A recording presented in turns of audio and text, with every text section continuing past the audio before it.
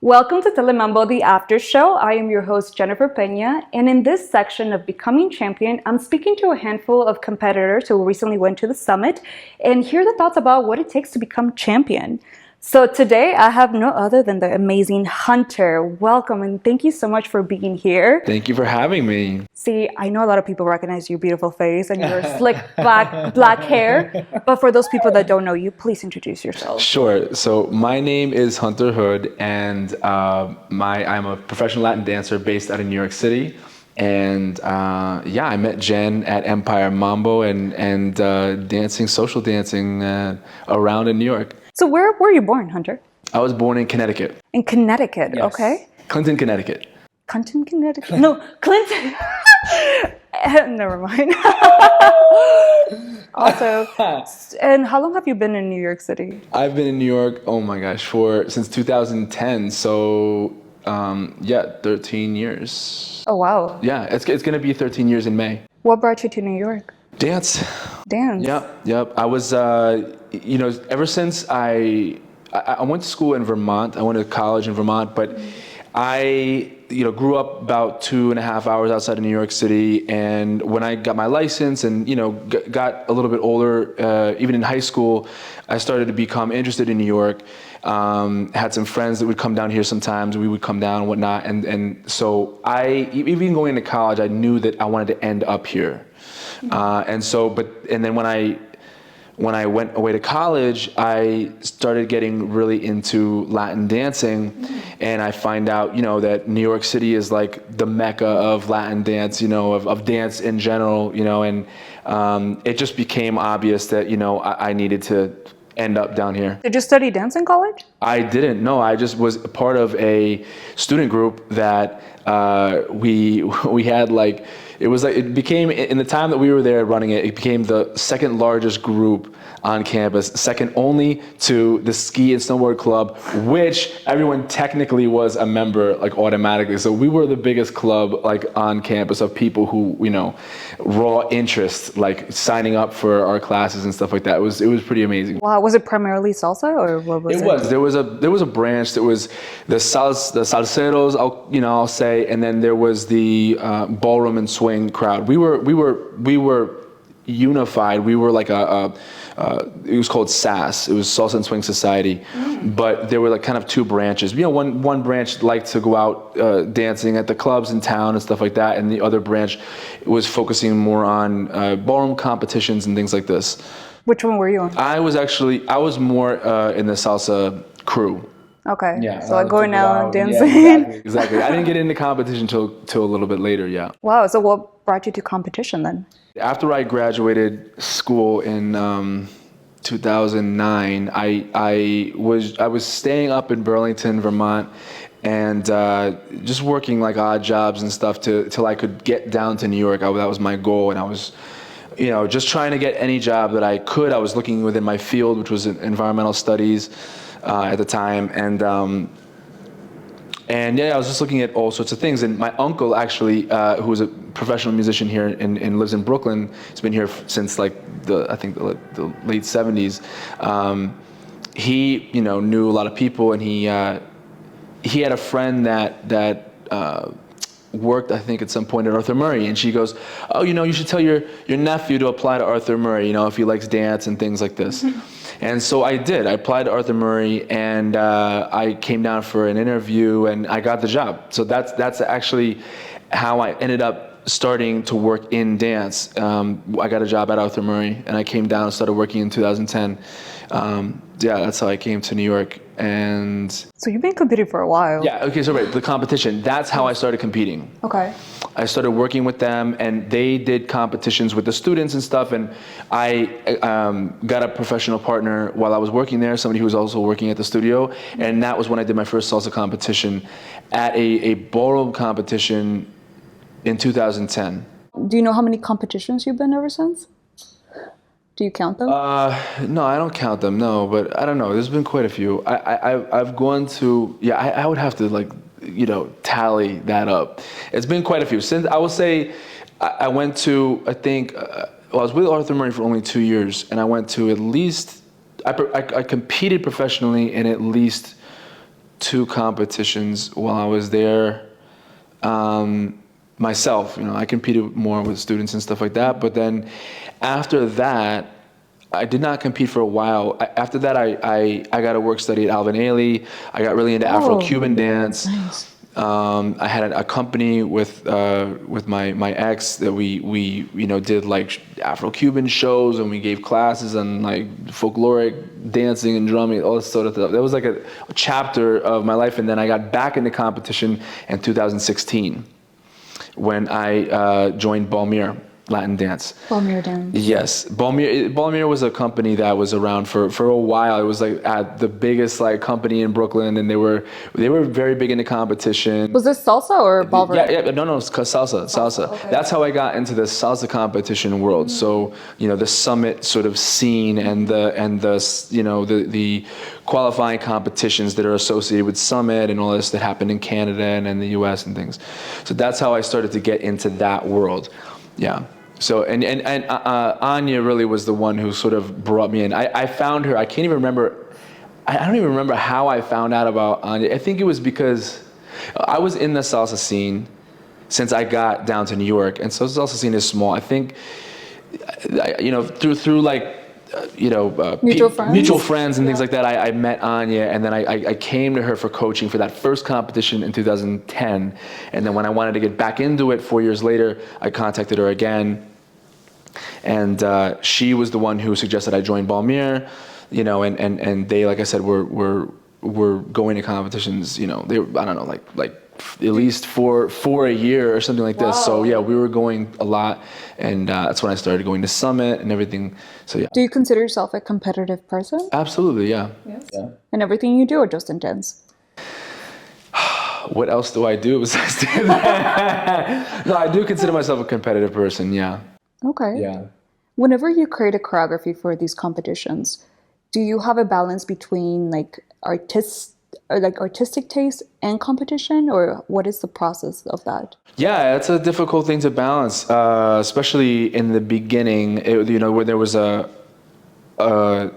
learning curve of, well, I was a couple of things. First of all, I was less experienced in dance in general, right? And then also less experienced with competition. So that was a challenge, and I needed a lot more guidance when I started getting into it, making a choreography that felt authentic, but was still like checking off the right boxes to be a competitive routine. And it's taken a while to learn how to do that, but I feel like now I have, like this last routine that I did, it was very like effortless, I mean, there was effort involved obviously, but the process was much more effortless in the sense where those sort of things, those factors have kind of fused, in my brain or process, and so making a good salsa solo, for example, or salsa routine, I'm kind of like the things that would make it a good competitive routine as well are also sort of almost natural processes now when I choreograph. I'm sure it was because you've done it so many times. Yeah, absolutely. But also, I would say one thing about competition that I do appreciate a lot is that the guidelines, to some extent, can be limiting in the sense where you can't just do like anything you want. You can't. It's not meant for like being super experimental. It's meant for demonstrating skill.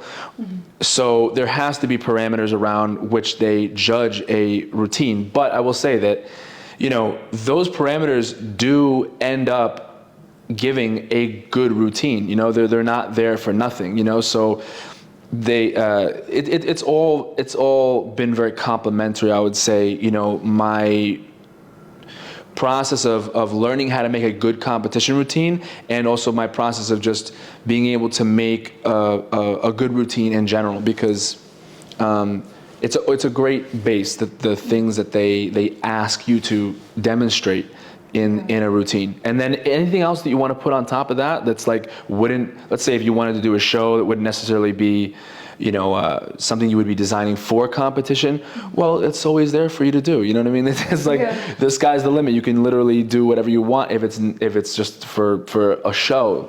Right. So you do both, right? You do routines that are just for show and some that are for competition, right? Yeah. Mostly I've been focusing on competition stuff. I've been using my competition routines as my, as just shows and things like that. But yes, I do shows as well. I haven't done as many of those, like just shows that aren't designed to be competitive performances. I haven't done one of those in a long time, but I'm actually working on one right now. Okay. Yeah. So even your partnerships with, like, for example, the choreography with Selena, that's a competition Absolutely. piece? Yes. That's awesome. Yeah. So that was originally designed to compete in Summit. It didn't happen this year.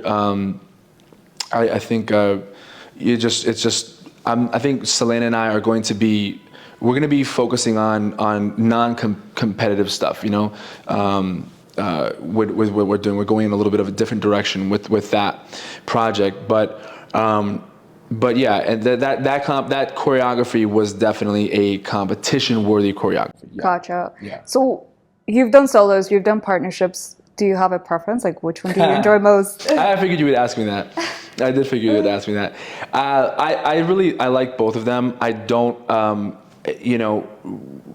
I always feel like something is missing if I don't have one or the other.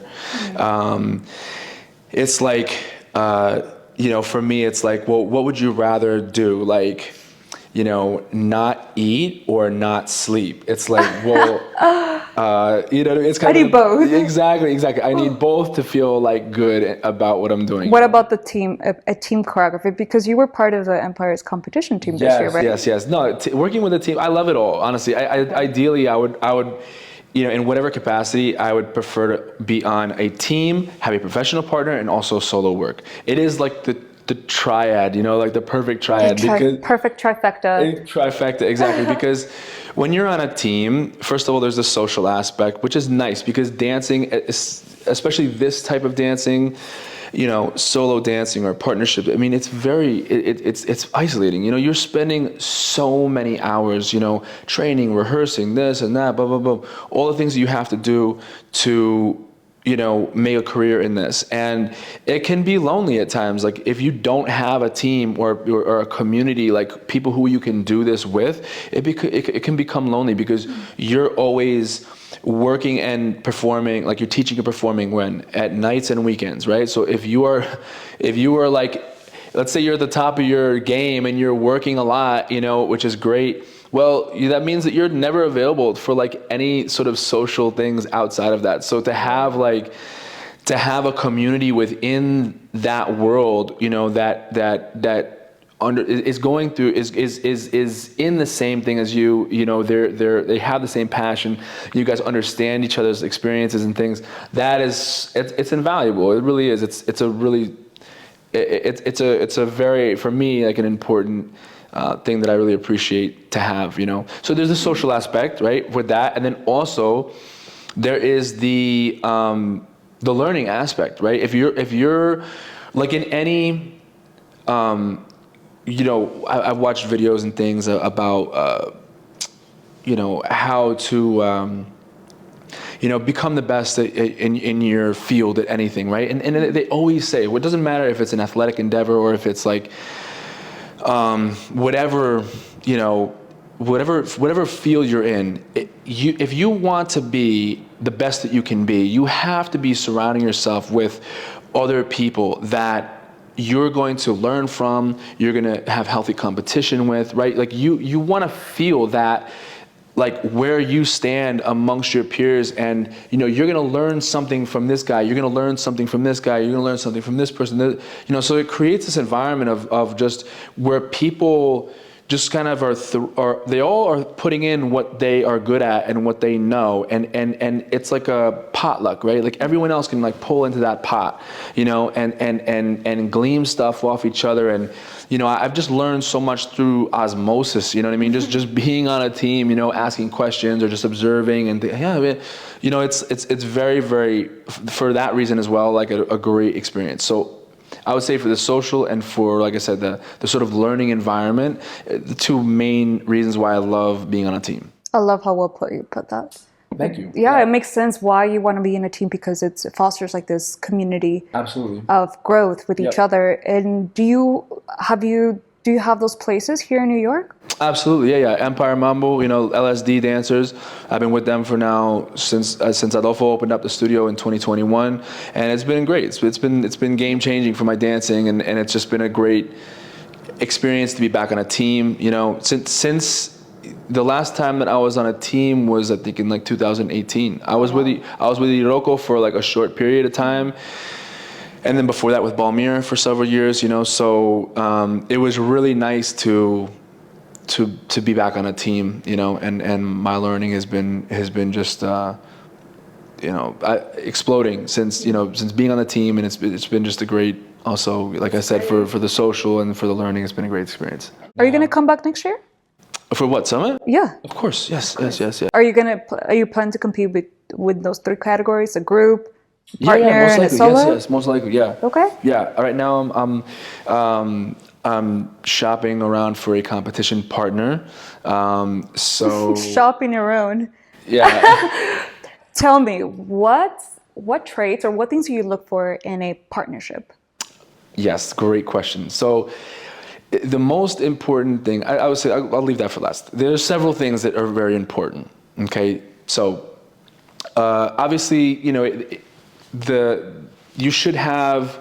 Let me put it this way. It's better to have a similar talent and experience level. Okay, but that does not have to. And it's never. You can never sort of say, oh, we're exactly the same. No, everyone's going to come with weaknesses and strengths.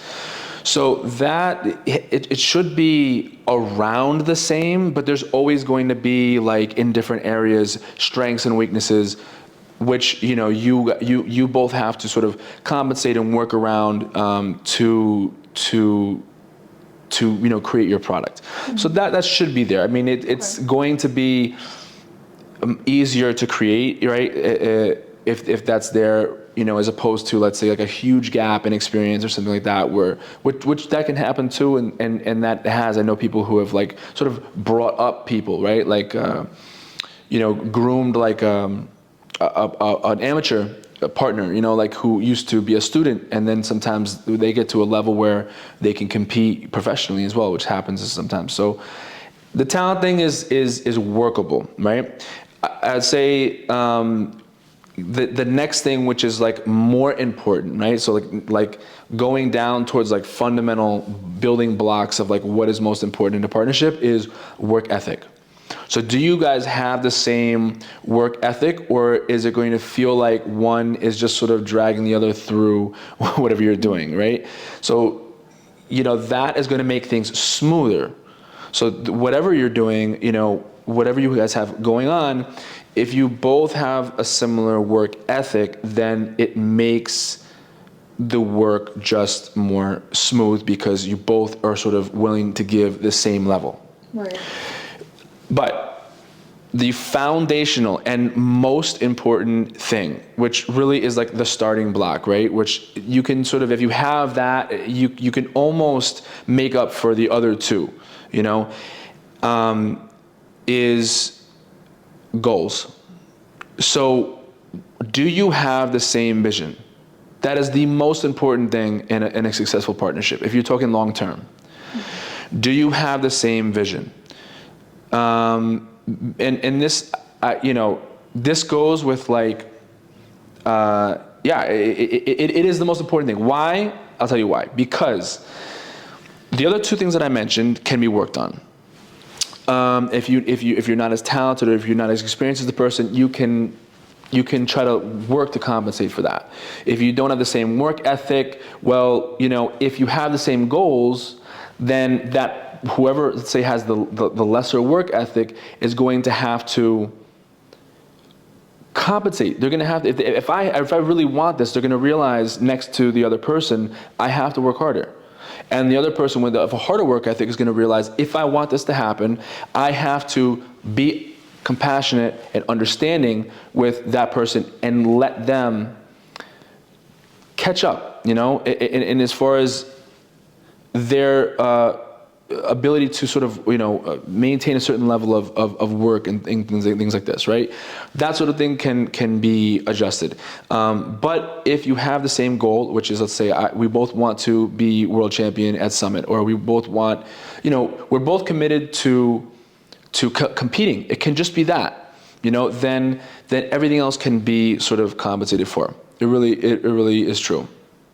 So you haven't found somebody yet? I have not found somebody yet, but it's just been, that's like the next thing on the list is to start to put my feelers out for a competitive partner. When you look for somebody, do you like post it on Instagram, or do you like go to studios and, like, you know, like kind of or in the back is watching talent? How does that happen? I think it's kind of like, I find it funny. I'll mention this because it is so true. Like, that I found it is so much like matchmaking. It's like very much like finding a wife. You know, like, I'm serious. Through like I have one of my students as a matchmaker, right? And it's like, it's so funny how this process of like how some people, you know, let's say like very successful, you know, wealthy people, sometimes they're so busy, you know, they're working 60 hours a week, but they're like, I want a companion, right? So they will sort of like, they have to somehow, you know what I mean, put their feelers out, find someone who would be compatible with what he wants, and blah, blah, blah. And I find the same thing with finding a dance partner. It's like you go within your network first, you know what I mean? And you'll talk to some people, hey, you know, I'm thinking I want a partner, and, you know, any ideas, and people that might be available, you know, this and that sort of thing, or might be interested. And then, you know, you go and my approach is basically is just to write the person and, you know, say, hey, you know, I'm looking for, I'm in the market for a new dance partner right now for competition. Would that be something that you might be interested in? You know, and let's, you know, if at that level they're saying, you know, maybe so, then what would okay, let's get together. A dance date, basically, right? Like, you go and, you know, you dance together a little bit, you know, you throw some ideas around, you talk a bit, and get to another person. And then at that point, I would start to ask questions, right? Like, now being more experienced in competition, I, you know, have decent, like, good questions that I can ask them to sort of know if it's going to work. Are you willing to spend the money to compete? You know, it costs this much to do X, Y, and Z. Okay, here are the competitions that I like to do. You know, are you willing to travel to these places? Are you willing to do this stuff? Or, you know, if not all of them, some of them, which ones?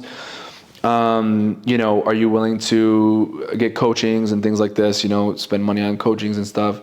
Are you willing to spend money on the costume? You know, are you willing to spend money? So there's a sort of the costs involved, right? You ask those type of questions, and then you ask the type of questions, work ethic stuff, like, you know, are you willing to commit to rehearsing? Like, how much time can you commit to rehearsing? You know, this is the specific goal for this year. I want to compete in X, Y category. You know, so there's like, there's like these things that it's like, okay, look at this is. I need to give them a clear idea of what I want, what I'm looking for. The expectations. Expectations, right? And then I have to ask them, like, well, you know, based on that, does this sound like something that you could do? If not everything, what are your limitations? What, you know, and then I have to see. I have to see, you know, what I can kind of work with. You know, I mean, it might not be that it might be that you'll say, okay, well, I'm going to make concessions here, you know, because I think they'd be good, or this or that. You know, it's not a perfect science. You know what I mean? It's not just like a. That sounds like a hiring process. Exactly. I thought it was just like, oh, I have a connection with them, like we could work together. No. Do you have to have a connection like while dancing to be a good partner? Yeah, absolutely, for sure. But yeah, I mean, look at this is why it's so similar. It is so similar to finding a wife. It's so similar to dating, right? Because, okay, you know, the more youthful, innocent approach that you just mentioned, right? Oh, do we have connections to feel good dancing together? You know what I mean? Like, like how many times have, you know, I mean, I'm sure like most people, you know, have had that experience of, you know, oh man, the chemistry was fire and this and that, and then you get into a relationship and you're like, you realize at a certain point down the line. What I just said, if you don't have the same end goals, it will fall apart at some point, right? At some point, it will fall apart. you know? absolutely right. And so there's always that fork in the road, you know? There should be like a professional dance matching Well, the maker. closest thing we have to that is Anya Katzman. Love you, Anya. Anya. Oh yeah, aw. she's the dance matchmaker right there. Is she? Maybe you should reach out to her and see if she can Oh, find I you a did. partner. Believe me, Oh, you I did? have. Yeah, She's working her magic right yeah, now? she's working her magic. We're in discussion. Do you think is it possible to date your dance partner, or is that like a Oh, it happens all the time. it happens all? But do you think it's suitable? I think that it's very, very convenient, and it's very, very. I think. Let me put it this way. I think that. Well, if you look at the partnerships out there, right? Like the successful partnerships out there, many. I'm not having like, I would go to say most of like the really successful partnerships, they're also like their significant other. You know what I mean? Like, you know, and you could name a bunch, but like it. So in that sense, yes, if you are serious, it was very, very helpful to have your partner be your significant other. Why? Because the connection, the commitment, right? Like in those cases, I would argue that the reason why they do succeed is because in all those important areas, their goals are aligned, right? It's like, yes, I want to be with you for as my life partner, right? So I'm committed to you. There is that level of like, just self-sacrifice and commitment to like this union and what are we going to create with this union, you know? And it could be a family at some point, but for the time being at least, right, it's a dance partnership, you know? And that is very, very powerful. You know, it's very powerful to have that level of commitment because you have basically, you know, access to each other at all times. You guys can practice whenever. You're also willing to make sacrifices for someone that you love that you wouldn't if you weren't in love with them. You know what I mean? So like the extent to which people are willing to sacrifice to sort of achieve the greater goal, I would say in those like romantic partnerships, it can be like greater than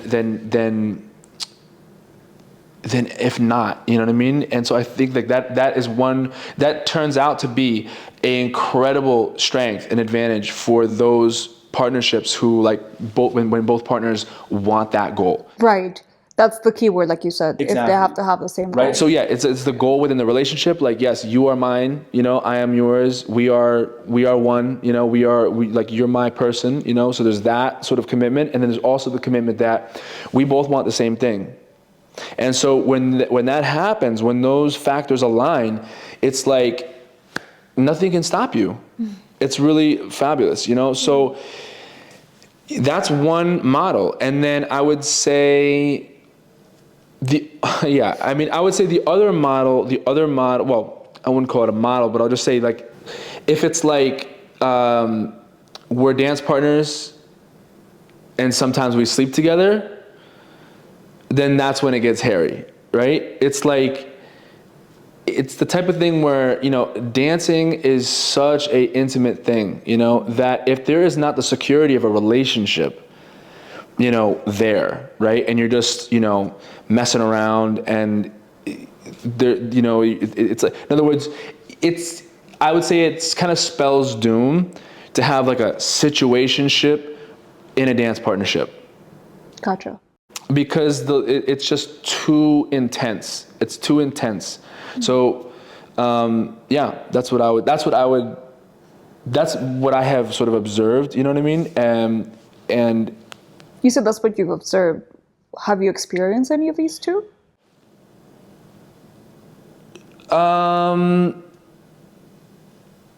Well, let's say, yes, I've experienced to a degree, well, let me just put it this way. I have very solid evidence that, of what I just mentioned there, you know, but in my dance partnerships, my professional dance partnerships, I have always maintained a platonic relationship with the people that I've been dancing with, because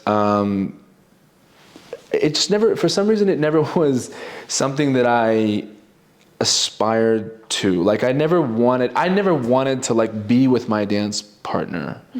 Not because of who they were, but it just wasn't something. I never dreamed of like, oh man, I want to, you know, like marry my dance partner. Like I want my dance partner to be my significant other. Like it just never was something that I really wanted. So I just, you know, but in the same token, I really wanted a professional dance partnership. So I protected that very carefully. And so, you know, I really tried to keep things clean, respectful, business-like, you know, and not, you know, mix those, not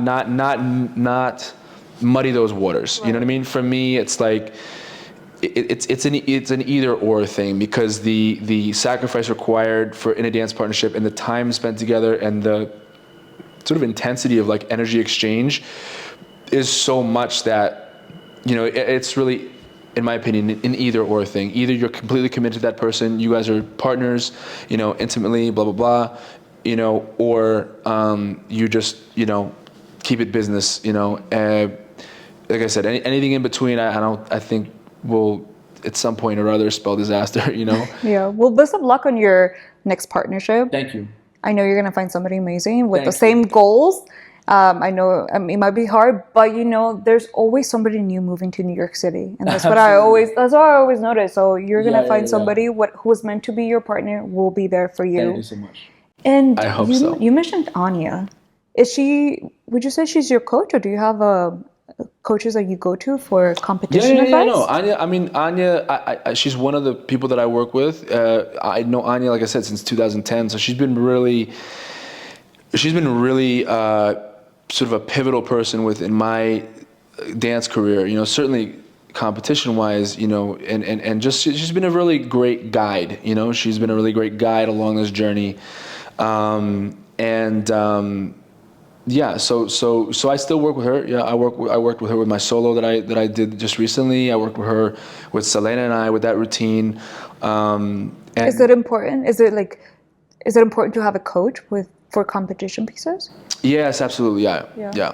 And not only just there's like for several reasons, right? One reason is that you know, it is important to get peer review with what you're doing, right? So, and you know, sometimes we do coachings with friends, you know, who are not necessarily like judging, you know, but who give feedback and stuff like that. However, you are going to these competitions where, you know, the people who are going to be judging you, right? Though you want also their input. Mm-hmm. So the people that are serious about competition, you know, you see them reaching out to, you know, you're gonna get at least a couple people that are, you know, on judging panels and, you know, judging at these competitions, because these are the people that are in front and watching all these competitors, right? And will likely be the people that are judging you too, right? So for those both reasons, both because they're probably going to be up there judging you, you know, and so you want to sort of say, look, I want to do well in this competition, you know, here's my product, like any suggestions, you know, what will give me the best chance of success, you know. And then also for the simple fact that if they're up there watching these competitions, literally in one day, they're going to be watching hundreds and hundreds and hundreds of entries, okay, to the point of boredom, right? So they are going to be like better than anybody else able to tell you what's out there, how your product is going to sort of match up with what's out there, you know, and they're just going to know, you know, because of where they're sitting and what their job is, you know, and in this world, and also of course because of their own experience, you know, of years of dancing. Is there repeating factors that you hear again and again whenever you approach coaches like Anya? I think it varies with each person. You know, for me, my sort of thing that I think is one of the big reasons why I placed well this year And one of the factors that I have felt has been like a very big turning point in my dancing is my presence. So, I've always done very athletic routines. I have things that I'm known for, like, my heel slide, or like doing splits, or, I have certain like athletic, or my Afro Cuban, right? I always have these sort of things that like are kind of like my signature factors so that I have in my choreographies. But one thing that has been missing, I would say, and like this has sort of come up in coachings and whatnot, is my presence, right? To be able to do all this stuff while still like connecting with you, but still giving 100% of myself. So I can be doing something very impressive and doing something very athletic and all this stuff, but if that requires too much concentration on my part to execute, then I can't actually give performance-wise, right? So that has been like a hang up with me, is that, I'll be doing all these things, but, sometimes it's like almost too much, right? Like I'm like trying to do too much in the sense where I'm having to concentrate too much on what I'm doing, and I can't connect with people.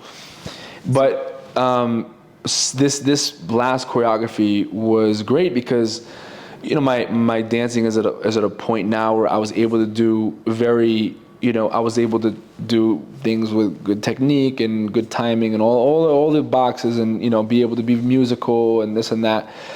But I had a calm and presence. I was able to deliver that performance, right? And be there. It's like you're doing all this stuff, but you're there like this with the person, as if we're talking, right? And that is like when people feel connected to you and what you're doing. You're like just working. Exactly, with you doing these things, and they're like, "Wow, that's impressive that he did that." But it's like you're not really connecting with them, right? Did you have to work? How did you work to be more present? Was it just repetition and being more comfortable? Technique. Technique is the key.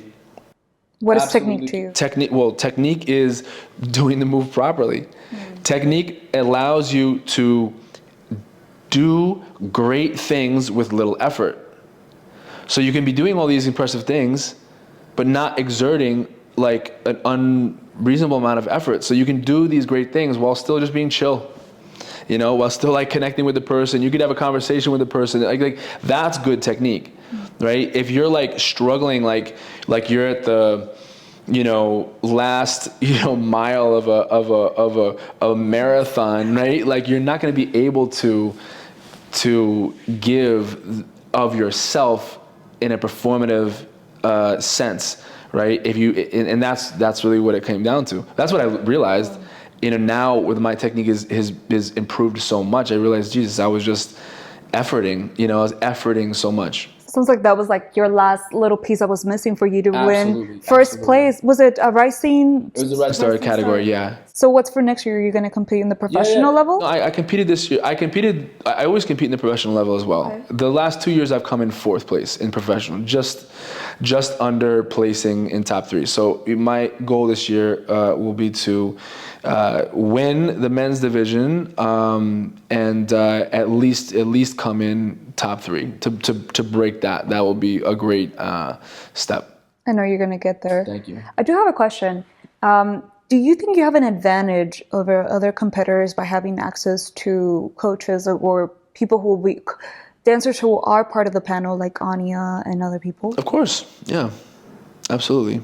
Also, being on LSD has been being on LSD and like the intensity of training with Adolfo has been one of these factors that like made the choreographing of this routine and the execution of it something that felt routine, right? Just because we're doing this so much, like the level of intensity of training at that studio, and with that team is such that, to then go back and choreograph a solo was like, oh, this is just stuff that I do every day. You know what I mean? Like. So how many hours a week do you rehearse with LSD? With LSD, well, now it's become it used to be 4 hours a week. Now it's become like 5 at least. Yeah, it's like 2.5 hours on average, Monday night and Thursday night.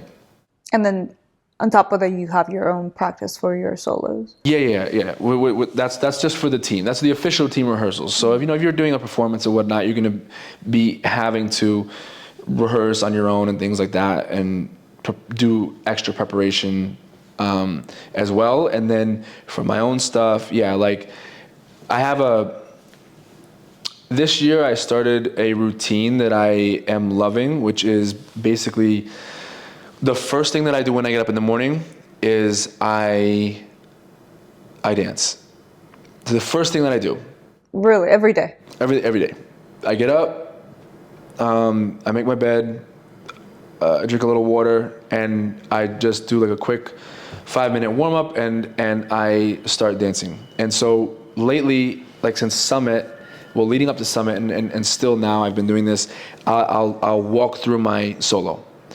And basically like prime my body for that, so that stays in my body. I don't have to do like a lot of effort to sort of keep that in there, right? So it takes about 15 minutes, and I'll just get through the whole thing, and I'll work out the kinks, and wake up and stuff like that. And then I used to be doing also like a freestyle at night before I went to bed. I would, like, when I was all relaxed after I'd showered and stuff like that, I would turn on some music and I would freestyle. There's sort of like, because at that point right before you go to bed, there's like a calm, like the lights are low and you're out of the shower, and I found that my body is very like sort of in a good place, it's relaxed. Mm-hmm. So when your body's relaxed, it's a good time to dance. So I'll dance a little bit. I'll dance a little bit before I go to bed. But yeah, recently it's been very intense. So I've just been going to bed because I need to get sleep. But I have not stopped the thing when I wake up. Wow. I was about to ask you, what was your preparation physically, mentally going to competition? But it seems like that's part of your process. What do you do mentally to prepare for competition?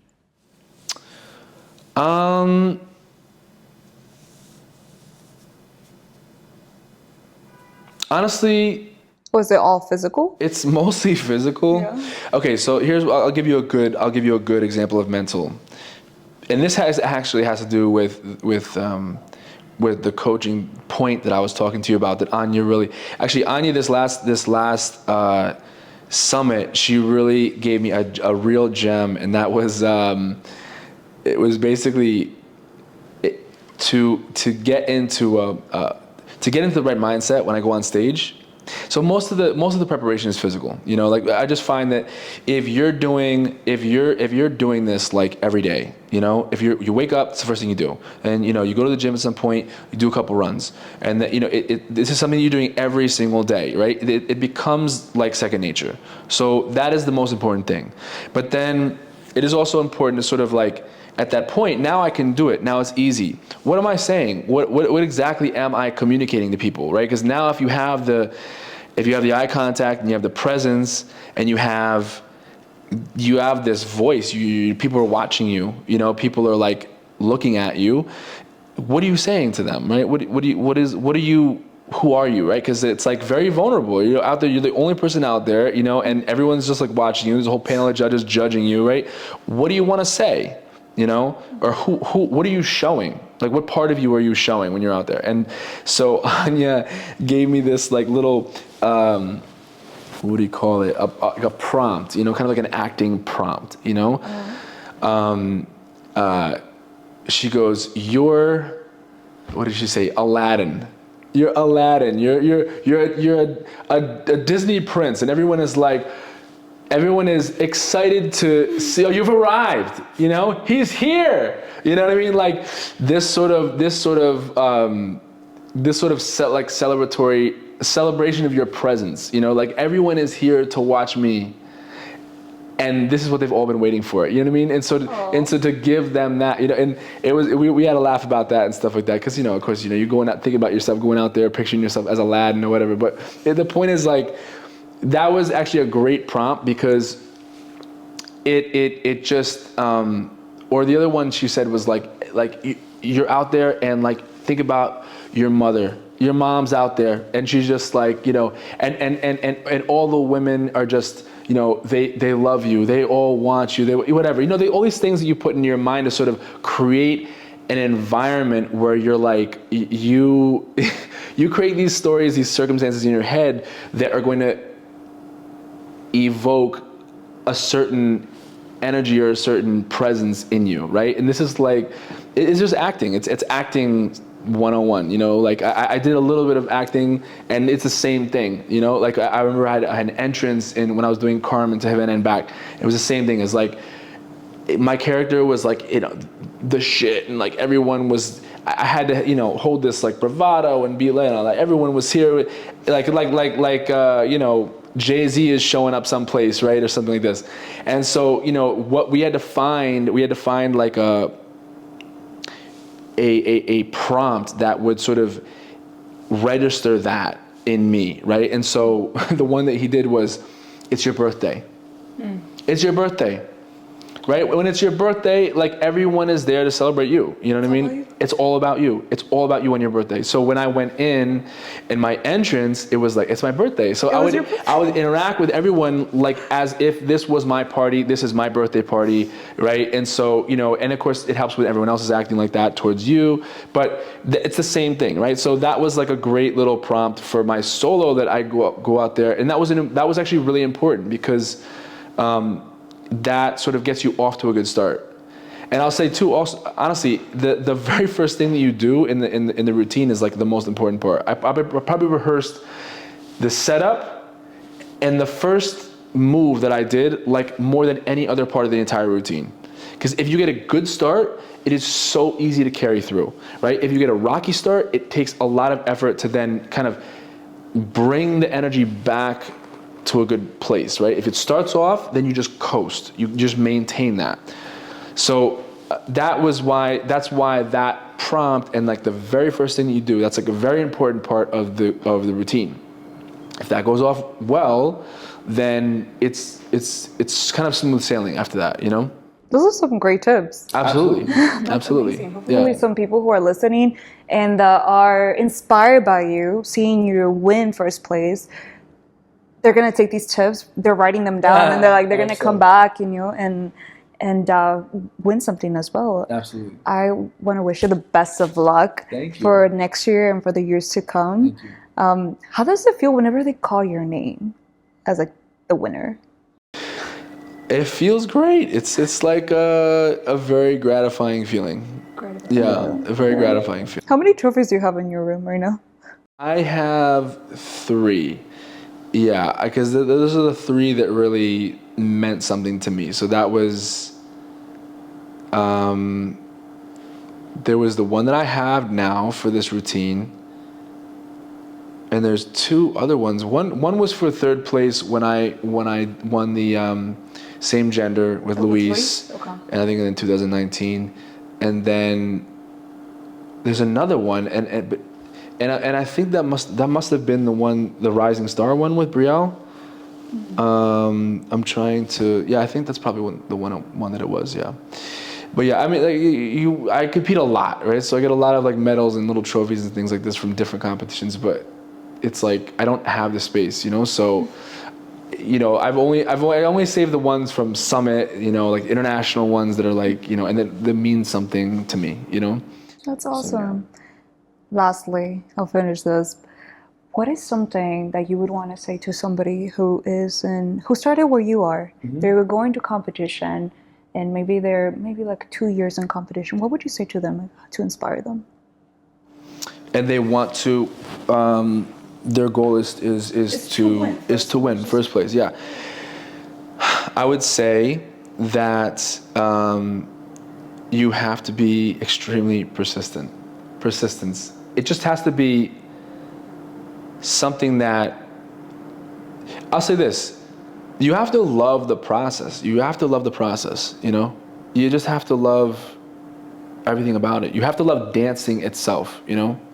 I watched this interview with Conor McGregor that really inspired me, because he just goes, you know, when he goes all this stuff like the promo and this and that and the traveling and the interviews and all, he goes, this is all, it's just like, or the fame, all this sort of thing. He's like, this is just things that like I know I have to do because I want to be the best. I want to get the good matches. But he's like, I do it for the fighting. I love to fight. He goes, people ask me if I am nervous when I go into the ring. He's like, it's absolutely opposite. He's like, I feel like as I'm walking, towards that ring, that I'm just shedding like shackles. You know what I mean?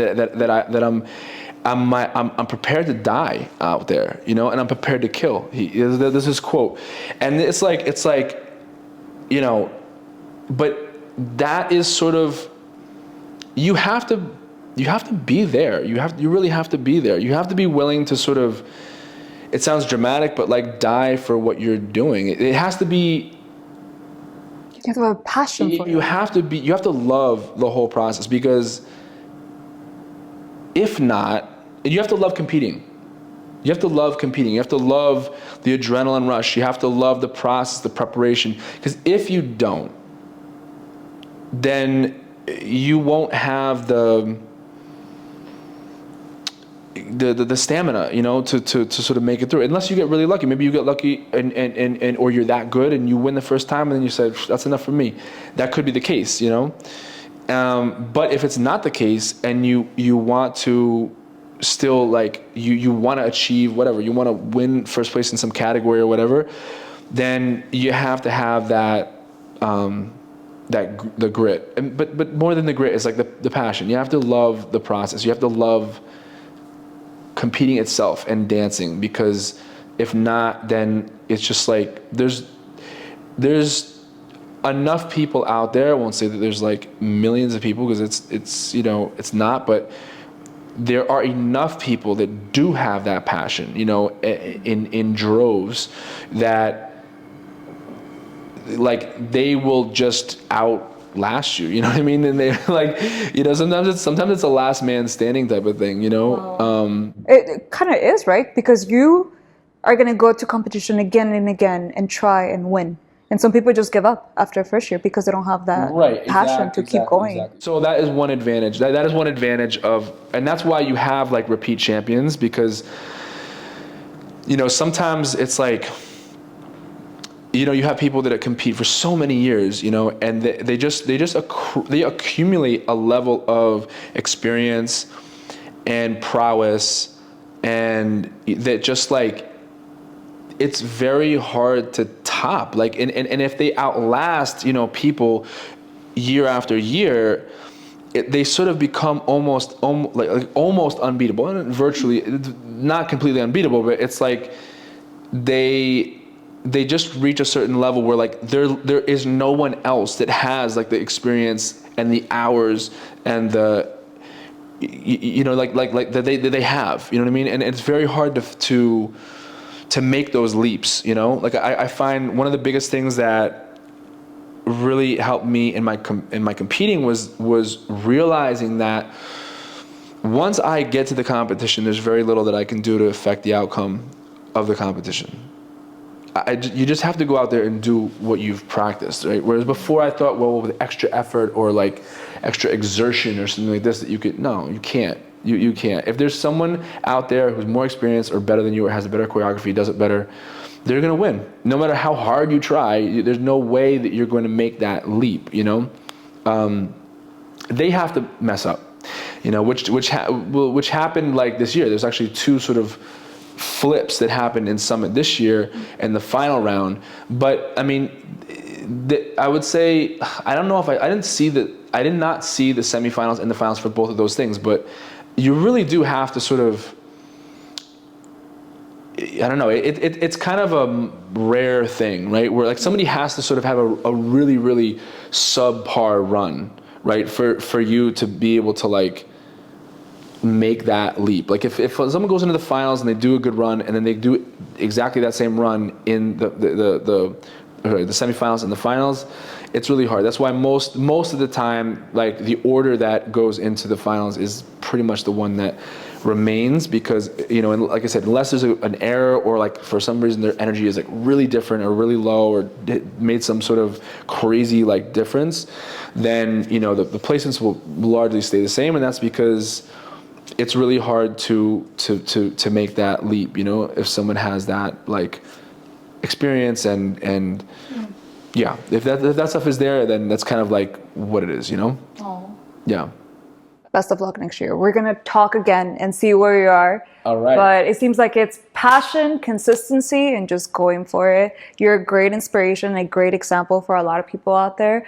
So keep inspiring, and thank you so much for Thanks so much, Jen. Thanks for doing this and having this platform. Of course. Yeah. Thank you. Telemambo.